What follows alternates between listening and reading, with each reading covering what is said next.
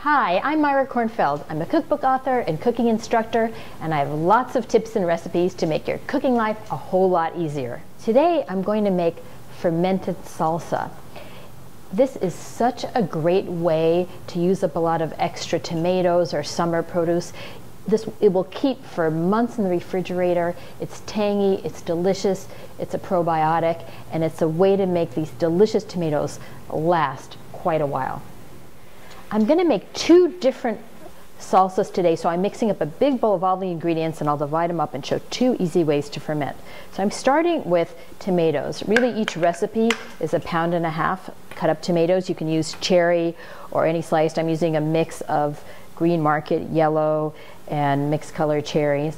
And I'm also going to stir in now some very finely chopped red onion, cilantro, thinly sliced scallions, garlic, and some minced jalapeno, and of course some lime juice.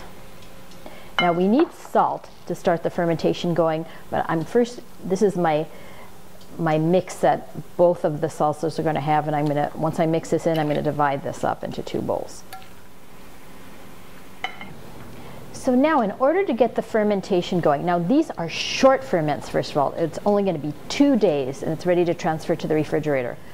We can either do 2 teaspoons salt. This first one has 2 teaspoons of salt mixed in. This second one, we're putting in 1 teaspoon of salt plus 1/4 cup of whey. Let's take a moment and look at whey. Whey is a liquid left over after you strain out yogurt. So here I have a strainer that I've lined with cheesecloth, put in some yogurt, and in just a very short time you have a lot of liquid. You can take that liquid, put it in a jar, and it's going to last 6 months in your refrigerator. And it really helps start a ferment. It's also very useful for soaking grains to make them more digestible. So I keep some and I use it quite frequently. So for this ferment, the whey will even get the lactobacilli started faster. But either way, they're both good options. My next step is to pack these into 1-quart jars. You just want to make sure there's liquid covering the top, so you got to stuff them in. Look at all this liquid. So I push them down and then I add the rest.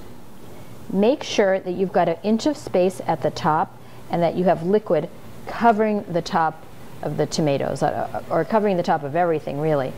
Now we're going to put the lid on tight and keep this at room temperature just 2 days.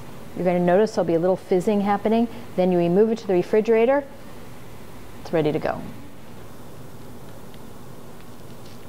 That one's ready to cap as well.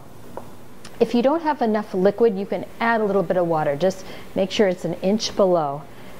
These are such fun salsas. 2 days, they're ready to go. These are great to add to any meal, breakfast, lunch, or dinner, or to eat as a snack.